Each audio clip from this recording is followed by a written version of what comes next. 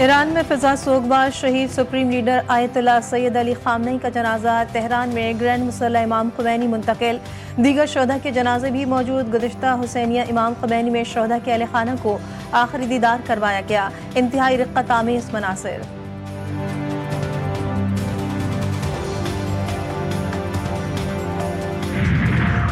وزیراعظم شہباز شریف آج تہران کے لیے روانہ ہوں گے۔ ایران کے شہید سپریم لیڈر آیت اللہ سید علی خامنئی کی نماز جنازہ میں شرکت کریں گے۔ نائب وزیراعظم و وزیر خارجہ اسحاق ڈار اور وفاقی کابینہ کے دیگر وزراء بھی ساتھ ہوں گے۔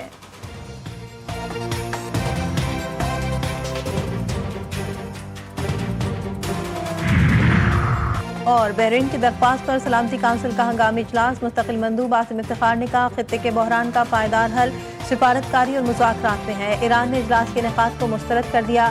نائب وزیر خارجہ کاظم غریب آبادی کا کہنا ہے کہ آبنۂ ہرمز کی سلامتی کے فیصلے کسی غیر ملکی فوجی اتحاد کے ذریعے نہیں کیے جا سکتے۔ غزہ پر اسرائیلی جنگ کو 1000 دن مکمل۔ مسلسل بمباری، خوراک اور ادویات کی قلت نے غزہ کو دنیا کے بدترین انسانی بحرانوں میں شامل کر دیا۔ غزہ کا 90% سے زائد حصہ مکمل طور پر تباہ۔ اب تک 73,000 فلسطینی شہید ہو چکے، 1,73,000 فلسطینی زخمی ہوئے۔ غزہ کی وزارت صحت کے مجموعی اعداد و شمار اور مختلف بین الاقوامی اداروں کی تجزیوں کے مطابق 20,500 سے زائد فلسطینی بچے جنگ کے دوران شہید ہوئے۔ امریکہ سمیت مشرق وسطی کے 12 ملکوں کا آبنۂ ہرمز پر اجلاس، ہرمز میں بلا رکاوٹ تجارت جاری رکھنے کے لیے مشترکہ کوششوں پر اتفاق۔ اجلاس میں مشرق وسطی کی موجودہ سیکیورٹی صورتحال اور دفاعی تعاون بڑھانے پر تبادلہ خیال۔ سینٹ کام کے سربراہ ایڈمرل بریٹ کوپر نے کہا کہ امریکہ اپنے اتحادیوں کے ساتھ شانہ بشانہ کھڑا ہے۔ اجلاس میں بحرین، مصر، اردن، کویت، لبنان، عمان، قطر، سعودی عرب، UAE سمیت دیگر ممالک نے شرکت کی۔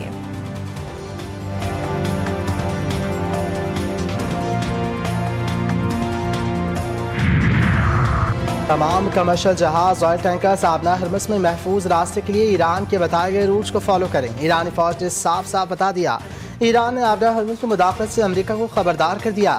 کہا مقررہ راستوں سے انحراف یا بحری نقل و حرکت کے ضوابط کی خلاف ورزی پر فوری کارروائی ہوگی۔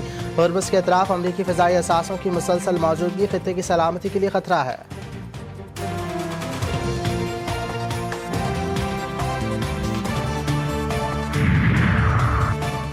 دوحہ میں ایران اور امریکہ کے درمیان مذاکرات میں مثبت پیش رفت، پاکستان اور قطر کی ثالثی سے مذاکراتی عمل آگے بڑھنے لگا۔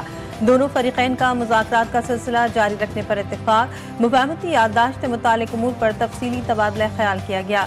ترجمان دفتر خارجہ کے مطابق قطری اور پاکستانی ثالثوں کے دونوں وفود سے الگ الگ ملاقاتوں میں متعدد نکات پر پیش رفت ہوئی۔ اعلامیے کے مطابق اگلا مذاکراتی دور ایران کے سابق سپریم لیڈر کی آخری رسومات کے بعد منعقد کیا جائے گا۔ وزیراعظم شہباز شریف آج سے 5 جولائی تک ایران اور ترکیہ کا دورہ کریں گے۔ شہید سپریم لیڈر خامنئی کی نماز جنازہ میں شرکت کریں گے۔ وزیراعظم استنبول میں بزنس کانفرنس سے خطاب کریں گے۔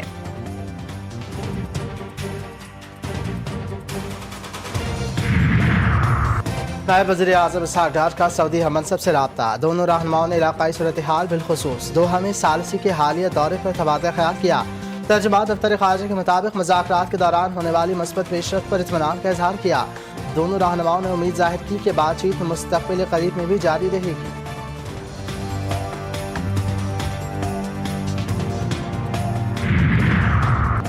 امریکہ کسی واضح فائدے کے بغیر نیٹو اتحادیوں کی سلامتی یقینی بناتا ہے۔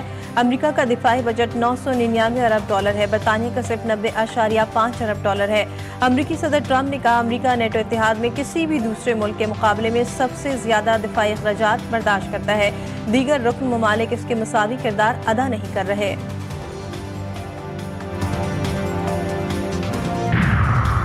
سردار تنویر الیاس کا ساتھیوں سمیت استحکام پاکستان پارٹی میں شمولیت کا اعلان۔ آزاد کشمیر کے سابق وزیر اعظم سردار تنویر الیاس کی عبدالعلیم خان سے ملاقات۔ صدر استحکام پاکستان پارٹی کا سردار تنویر الیاس اور ان کے ساتھیوں کا خیر مقدم۔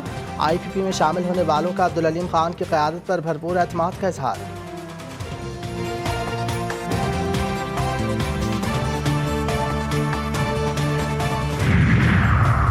وزیراعظم سے فیڈرل بورڈ آف ریونیو کے سینئر افسران کی ملاقات۔ پچھلے مالی سال میں محصولات کا ہدف عبور کرنے پر FBR افسران کی ستائش۔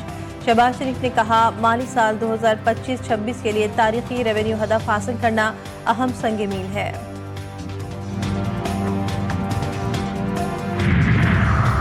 لاہور میں غیر ملکی خواتین سے مبینہ زیادتی اور اغوا کے مقدمے میں اہم پیشرفت. ذرائع کے مطابق گرفتار ملزمان میں سے ایک ملزم اعلیٰ حکومتی شخصیت کا قریبی رشتہ دار نکلا.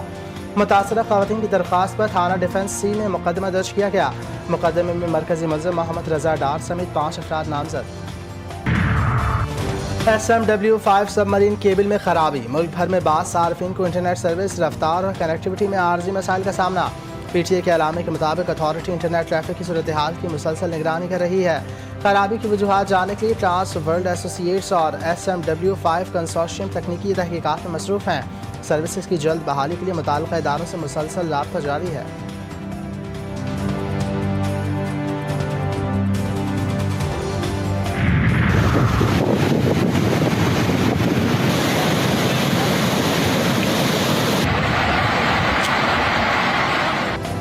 خیبر پختونخوا، بلوچستان اور گلگت میں طوفانی بارشوں سے تباہی، سیلابی ریلوں اور آسمانی بجلی گرنے سے مختلف واقعات میں 10 سے زائد افراد جان کی بازی ہار گئے.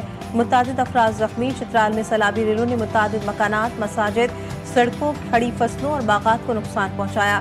کئی علاقوں کا زمینی رابطہ منقطع. کراچی کے مختلف علاقوں میں بوندا باندی. گلستان جوہر اور اطراف میں رم جھم. محکمہ موسمیات کے مطابق شہر کے مغربی اور شمالی علاقوں میں آج رات ہلکی بارش کا امکان ہے. بارش کے دوران چند علاقوں میں گرج چمک بھی متوقع ہے.